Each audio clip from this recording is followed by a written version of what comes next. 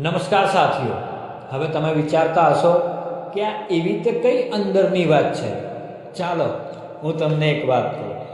ચોમાસા પછી રસ્તાઓની થતી આવી હાલતથી આપણે સૌ ટેવાયેલા છીએ. આપણામાંના મોટા ભાગના આવા જ રસ્તા પરથી પસાર થઈને પોતાના દિવસની શરૂઆત કરતા હશે અને એક રિપોર્ટ અનુસાર ખાડાવાળા રોડથી કમર દર્દની સમસ્યા ધરાવતા દર્દીઓમાં સતત વધારો જોવા મળેલ છે.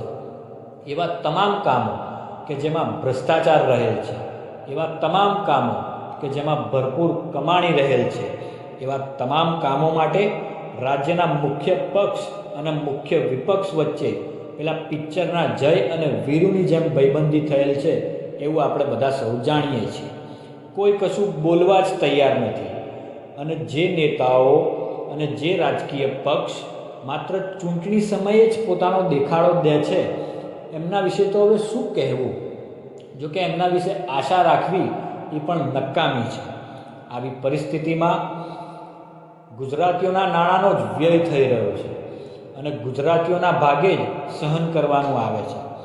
એટલા જ માટે અમારા દ્વારા ગુજરાતના રોડ એન્ડ બિલ્ડિંગ ડિપાર્ટમેન્ટને પૂછવામાં આવ્યું કે ગાંધીનગર મહાનગરપાલિકા વિસ્તારમાં છેલ્લા 1 વર્ષમાં જેટલા પણ રોડ રસ્તા બનેલ છે એ રોડ રસ્તાની ગુણવત્તા તપાસવા વિભાગ દ્વારા કયા પ્રકારના પગલાં લેવામાં આવ્યા. ગાંધીનગર એટલા માટે કે ગાંધીનગર એ ગુજરાતનું પાટનગર છે, તો શરૂઆત એ રાજ્યના પાટનગરથી કરીએ. સાથોસાથ વિભાગને એ પણ પૂછવામાં આવ્યું કે છેલ્લા 2 વર્ષમાં જેટલા પણ રોડ રસ્તાના કામ થયેલ છે એમાં ગુણવત્તાયુક્ત રોડ બનાવવામાં જે કોન્ટ્રાક્ટર નિષ્ફળ નીવડ્યા છે એમના વિરુદ્ધ તમે કયા પ્રકારની કાર્યવાહી કરી, આ માહિતી જણાવશો. વિભાગ પાસે આ માહિતીનો જવાબ આપવા માટે હજુ સમય છે અને આ માહિતી અમે 31 ઓગસ્ટ 2024ના રોજ વિભાગને પૂછી હતી.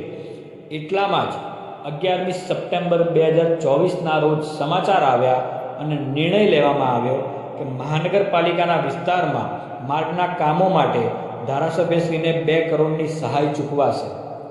આ નિર્ણયનો અમે સ્વાગત કરીએ છીએ અને આશા રાખીએ છીએ કે ગુજરાતમાં જ્યાં જ્યાં પણ રોડ રસ્તાના સમારકામની તાત્કાલિક જરૂર છે એ રોડ રસ્તા પર તાત્કાલિક ધોરણે સમારકામ થાય અને ગુજરાતની આવી તમામ સમસ્યાઓના સમાધાન માટે અમે હંમેશા સંકલ્પબદ્ધ છીએ. જય જય ગરવી ગુજરાત, જય જય ગરવી ગુજરાત.